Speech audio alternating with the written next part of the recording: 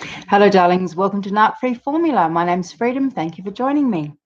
In tonight's episode, I'm just going to talk about a particular portrait of a narcissist slash wife basher that I came across when I was doing some research the other day.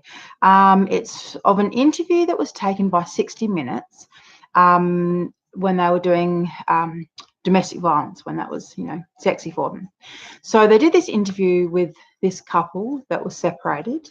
The backstory is that they were childhood sweethearts, and 30 years later they remarried.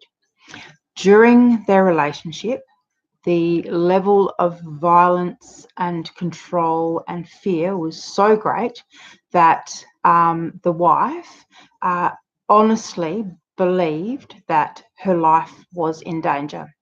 I mean, this man ran a knife over her throat, smashed her head into a mirror repeatedly, punched her in the face repeatedly. So the violence, the level of violence was there. So I just wanted to, when I watched the interview, I found it quite fascinating just seeing all the narc traits, tools, and behaviours playing out. Now, this is the footage was like from 4 years back. And I'm surprised, to be honest, that they didn't even touch on narcissism in the interview or in the story. But obviously they don't know what you don't, you don't know what you don't know.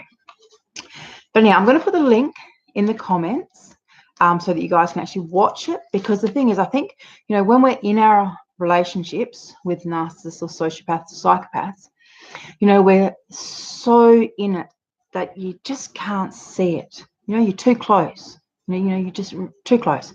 And the thing is that we know that they don't go to hospital, they don't go to doctors, they don't get analysed. And so it's quite rare for us to have this opportunity to actually witness someone being interviewed, someone who, when you view the footage, you will realise straight away that the man's a narcissist. But it's rare footage. So I think it's important that we collect and collate that kind of footage, at least just to look at and to be able to see someone else who's gone through the same thing, outside of us. So we can see it from a distance, be a bit more clinical about what we're, witnessing and what we're experiencing, without being traumatized by having to rehash our own stuff. So before I start, obviously, if you like the video, please remember to like it, and if you've got anything to say, put it in the comments, subscribe to the channel, and please feel free to share widely, help me grow the channel. All right, so like I said, I'm going to put the link in the comments, but the documentary was a 60-minute documentary called A Wife Basher. And the couple is Sharon Schmidt, and his name is Steve Stainer. So one of the things that you'll notice straight off the bat is that Steve is wearing the white ribbon. So he's literally got it on his lapel of his shirt, the white ribbon opposing domestic violence, saying, I stand against domestic violence. Oh, God, honestly, how sickening are they? All right, so that's the first thing you notice. And then his very first line is, I loved her all my life. And then he breaks down into tears. Now, the first line itself is rather telling. All about me straight away. I loved her all my life. As though we have to care about him now, because he's crying. He's a man and he's crying. So that matters. That matters more than what he did to his wife. Because our automatic reaction is to try and console someone who's in tears. So that was his first tactic, to put on fake tears. He even put his head down. He even hid his face because you know, he didn't want anyone to actually be able to see the facial mannerisms, because if you're smart enough, you'd notice that it was fake. You know, so he puts his head down, has a bit of a sob, and you actually just notice that, because you'll notice when his wife cries, she actually just kind of stares straight ahead and tries to keep it together. But there's, you know, there's none of the song and dance, none of the I'm a victim, you know, it's just her pain that she can't help but cry about.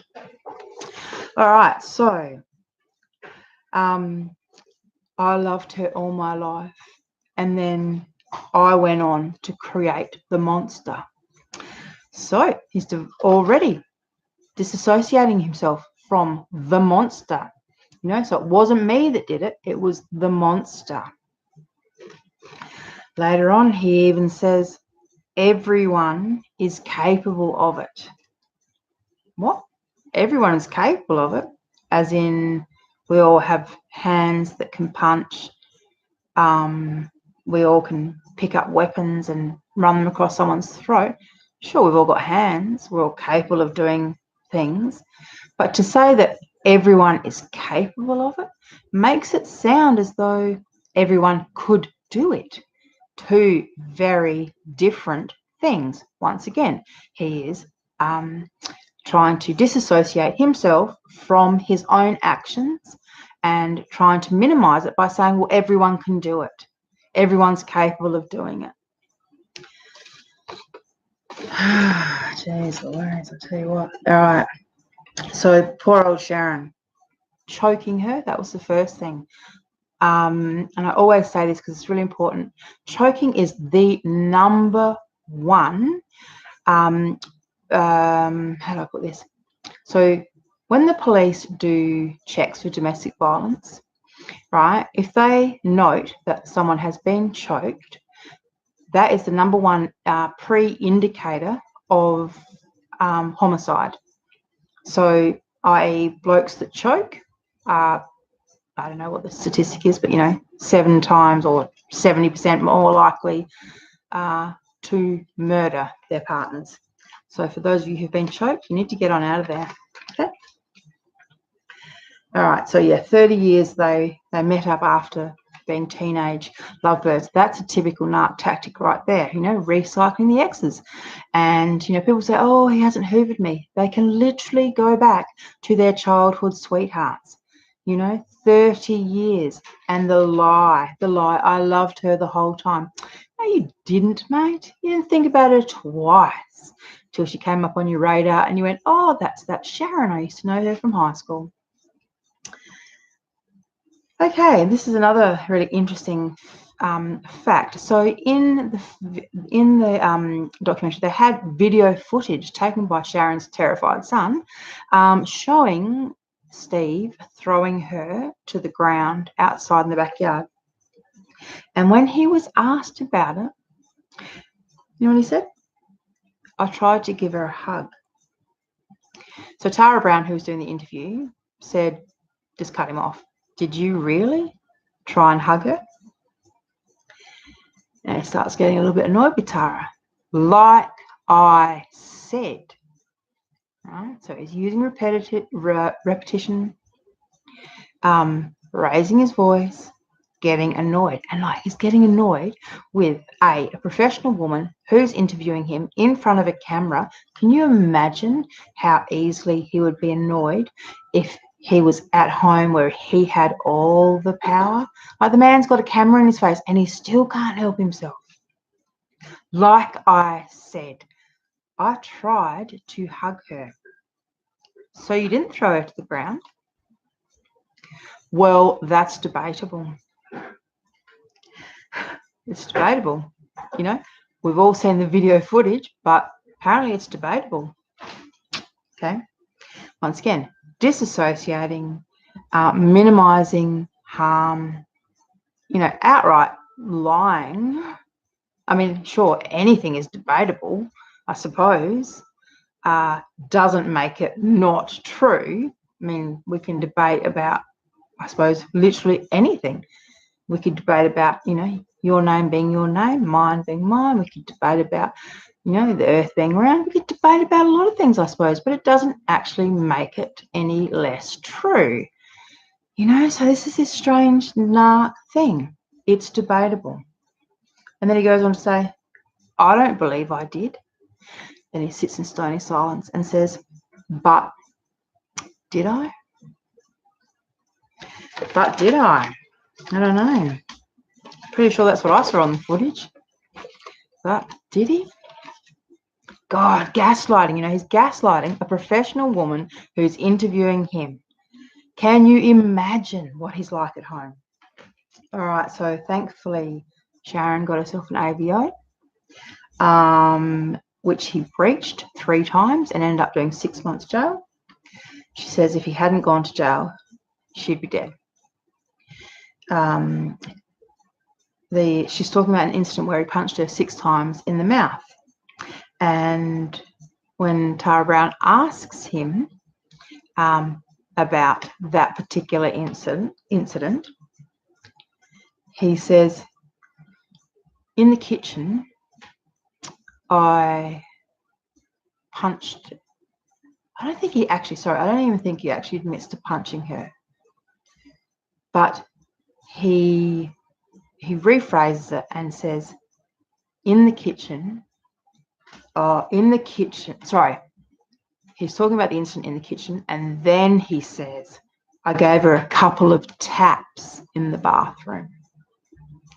All right, so Tara Brown challenges him on this one, and he almost loses his cool. All right, so first of all, he gets this really stiff, kind of angry, not replying. He's like silent. He's just not replying because, you know, straight out, she just called him out on his bullshit. She basically just challenged him about lying. And, you know, we all know that narcs don't like to be challenged. So you can actually see the rage rising, and he's like, keep your shit together, Steve. You're on camera, keep your shit together. All right, he manages to keep it together. And then when she keeps going, he puts a fake smile and says, well, okay then. All right, there was 6. Yeah. So it's basically whatever you say. Yeah, all right, whatever you say. Yeah, we'll just say 6, you know. Yeah. So once again, there's minimizing, not accepting responsibility. It was 6 punches in the mouth, Steve. You know, it's not, oh yeah, all right, we'll just make it 6, you know. Like, this is serious stuff. You know, and this is a bloke who's apparently repentant. He's walking around with a fucking white ribbon on his lapel, probably telling women about, you know, oh, I used to be a wife basher, but, you know, and I've worked so bloody hard, and geez, I loved her so much, and I lost her, and fucking cry and wham. You know, his whole point of probably going on 60 Minutes was probably to just get himself more supply or to try and get poor old Shazza back. Just keep running, Sharon, keep running. All right, so when Tara Brown asks him if he was a controlling, violent man, he replied, in that environment, yeah, I was. Some people bring out the best in you. So once again, he is not responsible for his violent behaviour, his controlling behaviour. It's his wife, the victim. She is the one that is in control, apparently. It's her fault. You know, she brought it out in him. Anyhow, he just kind of goes on and, you know, Tara Brown says, were you trying to kill her? And it's fascinating because he says no, but he starts to nod. He goes, no, and then he realizes that he's nodding. So he freezes like a deer in the headlights. He freezes. It's, you know, it's, you can almost sense the tension in the room where you can feel him going, oh shit, I was just nodding. I said no, but I was nodding yes. And he doesn't know how to move. For a minute, he just doesn't actually know how to move because he's so scared that his next move is going to give him away. So he's frozen like a deer in the headlights in this really unnatural, frozen, stiff pose. It's quite surreal. So it's obviously conscious of his body language. And this is the final thing I just wanted to bring to your attention. He says to Tara Brown, there's always 3 sides to a story, Tara, using her name, becoming intimate with her. I'm sure you're smart enough to know that, right? Trying to make out like we're smart people, you and me, Tara. We know, you know, Shazza doesn't, but we're smart. Always 3 sides to a story, Tara. I'm sure you're smart enough. You know this. Hers, mine, the truth. What are they like? This is all I have to say. What are they like? You know, trying to flirt with the person that's interviewing him, trying to get her on side, you know, still thinking that he's better than his wife, you know, still thinking that they're smart, she's not, and, you know, that him and this news reporter, they've got something, you know, they're on the same level as each other, you know, they're the smart ones. Like, come on, mate. There's just so many things about this particular little interview, and it's not even that long, but Jesus Christ. So when I talk about narc tells and the way narcs give themselves away, have a look at this interview, watch it, think about what I've just said as you watch it, and if you're still with a narcissist, have a look at the way you're being treated. And if you're not with a narcissist, just have a little think back to how you were treated, right? And you'll see this stuff. Like I said, minimizing the violence, you know. I was trying to give her a hug. I wasn't throwing her on the ground. I was trying to give her a hug, but she didn't want a hug, you know. So like I said, minimizing, trying to get sympathy, you know, try to be the victim, trying to be the complete opposite of what they are, like I said, with the white lapel, white ribbon thing. You know, this is all serious stuff. Minimizing the violence, blaming her, blaming the victim. You know, there's just so many things. But fascinating. It was fascinating. I'm so glad that I watched it. You know, it's I don't watch much TV, but it's just purely because of doing research for this channel that I came across it on the internet. So it's good. Have a look, little darlings, and yeah, tell me what you think. All right. Thank you for watching. Good night.